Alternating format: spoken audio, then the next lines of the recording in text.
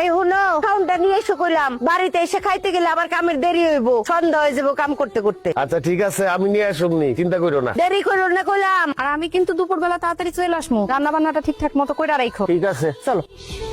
আব্বা এতক্ষণ ধরে চেষ্টা করতেছো, তারপর আগুন জ্বলতেছে না। লাকড়িটা কি ভেজা নাকি? তুই যেই হারে চোখের পানি নাকের পানি ছাড়তেছস, তাতে লাকড়ি এমনি ভিজা যাইব। সমান অধিকার দিতে গিয়া এখন তো মনে হইতেছে চোখে দেখার অধিকারই হারায় ফেলামো বাপ পোলাই। তাই তো দেখতেছি। আবার জ্বলছে জ্বলছে জ্বলছে, ধাক্কা দাও ধাক্কা দাও, জোরে ধাক্কা দাও। ও ভাবি, আপনি কে? কিস্তি আলি ভাবি কই? আপনি আলিফের বউ না? হ, আমি আলিফের বউ, কিন্তু আপনার বউ কই? বাপের বাড়িতে গেছে, ভাই আহে নাই, আপনি এসেন কেন? আরে ভাই, প্রত্যেকদিন কি আপনার ভাইরই আসতে হইব? তার অন্য কোনো কাজ থাকতে পারে না? শরীর খারাপ হইতে পারে না? আগামী 15 দিন আমি কিস্তি তুলবো। ভাবি তো 3 সপ্তাহের কিস্তি বাকি, তাড়াতাড়ি টাকাটা দেন। 3 সপ্তাহের কিস্তি রেডি করে আছে, আসেন। কই টাকা তো ঘরে। নিয়ে আসেন। আরে বাড়িতে এসেন, নাস্তা করবেন, কথা বলবেন, আসেন তো ঘরে আহেন। মানে কি? কিস্তির 3টা জায়গায় 6টা দেবো, 3টা খাতা উঠবেন আর 3টা আপনার জন্য বোনাস। ও তো বাপের বাড়ি, বুঝেন না? হরামির বাচ্চা, তুই এসব কি কইতাছস? কিস্তি দেবো, আসেন না একটু ভিতরে। তোরে জুতোটা দিয়া পিডামু, তোর কিস্তি আলিফ এসে নিব।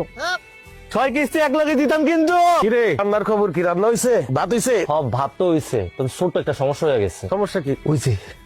করছস নাকি? তুই তো সব ভাত ফেলাই দিছস। এখন আমি তোর মাল লেগে কেমনে ভাত নিয়ে যাবো? তাহলে তো দুপুরের মধ্যে খাবার নিয়ে যেতে কইছে। এ আব্বা, আমি তোমার একমাত্র পোলা, ভাতের মার গালতে গিয়ে আমার হাতটা পুড়ে গেছে, সেটা নিয়ে তোমার কোনো চিন্তা নাই। তুমি আসো, মার লেগে কেমনে ভাত লয়ে যাবে সেই চিন্তা লইয়া। তোর মার ভাত যদি আমি সময় মতো না নিয়ে যাই, তুই জানোস আমার খবর করে দিব। বউয়ের শাসন কি জিনিস, বউয়ের যন্ত্রণা কি জিনিস, তুই কি বুঝবি? এমন করে কইতাছো মনে হইতাছে তোমার একারই বউ আছে, আমার বউ নাই। আমি তারে কেমনে খাবার দিব সেটা কও, এটা বুদ্ধি দাও। এক কাম কর, উঠা মাটির থেকে সব ভাত উঠা ধুয়ে ফেলা। এই ভাতে ওকে খাওয়াবো, আমরা পরে রান্না করে খাবো। ঠিক আছে। তরকারি অবস্থা কি তোর? দেহি তরকারি ও রান্না শেষের পথে, লবণটা দেখো তো। দেহি লবণ হয়েছে। করছস কি? কিসে? লবণই তো দেশ নাই। কি কো, লবণ দিছি তো, খারাপ আবার দিতাছি। দে এবার দেখো তো। দেহি ভয় নাই তো, আরো দে। এবার দেখো, ফুসকেন সব হারাইয়া ফেলাইছো। তুমি তো একই চামচের থেকে বারবার লবণ সাইকা দেখতেছো, লবণটা হইবটা কেমনে? এখান থেকে দেখো, পাতিল থেকে দেখো, দেখো। ঠিক আছে? ইয়াল্লাহ, এত লবণ দেয় মানুষ? তুমি নিজেই তো আমার লবণ দিতে কইলা, তাহলে এখন কি করুম? পানি দে, বাইন্ডাল বাইন্ডাল।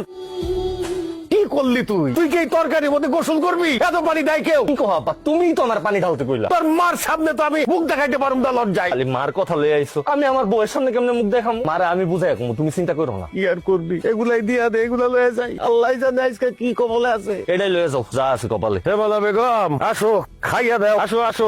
বিকাল বাজে 4টা, তুমি এত করে খাও না। একটু দেরি হয়ে গেল, কি করুম কও? খাও। কামাক গেছেন আমার? মোরে কামাক গায় নাই, একটু ঠিক মতো কাম করতে হইব। আমার কাম আমি বুঝুম। আর দুইয়া তুমি আমার সাথে খায় নাও। না কে খাইতে হইব? তুমি প্লেটে খাও আর আমি বাটিতে খাইতেছি।